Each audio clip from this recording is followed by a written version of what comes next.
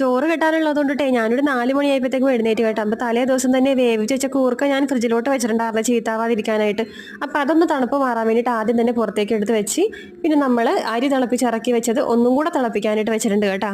ഇനി കടല ഒന്ന് വേവിച്ചെടുക്കണം. അപ്പോഴത്തേ കഴുകി വാരി കടല കുക്കറിലോട്ടാക്കിയിട്ട് ഒരു കുഞ്ഞു സവോളയും പച്ചമുളകും ഇഞ്ചിയും വെളുത്തുള്ളിയും ഉപ്പൊക്കെ ചേർത്ത് വേവിച്ചെടുക്കാം. അപ്പോഴത്തേക്കും നമ്മുടെ കഞ്ഞി വെന്ത് കിട്ടിയിട്ടുണ്ട്. അപ്പോൾ അത് ഞാൻ ദേ അടച്ചിടുന്നുണ്ട് കേട്ടോ.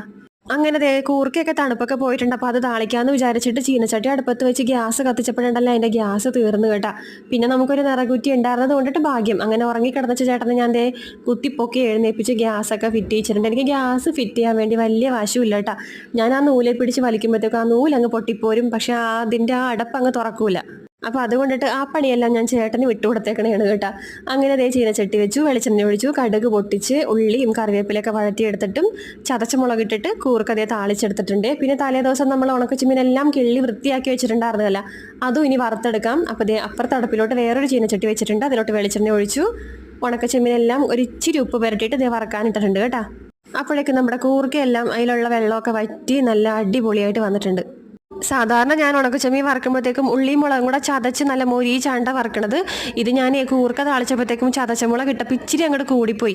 ഇനി ഉണക്കച്ചെമ്മീനും അധികം എരിവ് വേണ്ടല്ലോ എന്ന് വിചാരിച്ചിട്ട് ഞാൻ ആദ്യം അങ്ങോട്ട് ഉള്ളി മൊരിച്ചു ഉണക്കച്ചെമ്മീൻ വറുത്ത് മാറ്റി. എന്നിട്ട് അതേ എണ്ണയിൽ തന്നെ ഉള്ളിയും കൂടെ മൊരിച്ചിട്ട് ഒരു ഇച്ചിരി മുളക് പൊടി ഇട്ടിട്ട് ഇളക്കി കൂട്ടി എടുത്തിട്ടുണ്ട് കേട്ടോ. പിന്നെ കുടിക്കാനുള്ള വെള്ളം തിളപ്പിച്ചെടുത്തിട്ടുണ്ട്, കടല ഉലത്തി എടുത്തിട്ടുണ്ട്. പിന്നെ നമുക്ക് രാവിലത്തേക്ക് കഴിക്കാൻ വേണ്ടിയിട്ട് ഞാൻ ബ്രെഡും ജാമും കേട്ടോ, ഒന്നും ഉണ്ടാക്കാനൊന്നും നിന്നില്ല. പിന്നെ ഏത്തപ്പഴം പുഴുങ്ങാനായിട്ട് വെച്ചിട്ടുണ്ട്. അങ്ങനെ ചൂടുള്ളതെല്ലാം അതേ ചൂടാറാൻ വേണ്ടിയിട്ട് ഡൈനിങ് ടേബിളിൽ കൊണ്ടുവന്ന് വെച്ചിട്ടുണ്ട് കേട്ടോ. എന്നിട്ട് നമുക്കതെല്ലാം അടച്ചു വെക്കാം. അങ്ങനെ അതെല്ലാം റെഡിയാക്കി വെച്ചിട്ട് ഞാൻ ഓടിപ്പോയി കുളിച്ച് കേട്ടോ. കാരണം നമുക്ക് 7 മണിക്ക് പോകണം. അപ്പം ഞങ്ങൾ 4 പേര് മാത്രം കേട്ടോ. അപ്പം മഞ്ഞില്ല അപ്പൻ അമ്മ വരുമ്പോഴത്തേക്കും അവർ 2 പേരും കൂടെ ഒരുമിച്ച് പോയിക്കോളാം എന്നാണ് കേട്ടോ പറഞ്ഞേക്കണത്.